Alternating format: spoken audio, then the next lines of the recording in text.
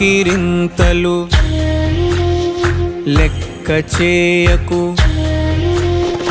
వెక్కిరింతలు లెక్క చేయకు. పళ్ళున్న చెట్టుకు అలవాటేగా, కలత చందకు చందమామకే ఏటేట చవితికి నిందలేగా.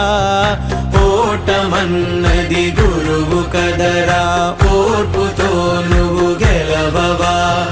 రేపుకే దిక్సూచి నిన్న రెక్కలే చుక్కానిరా.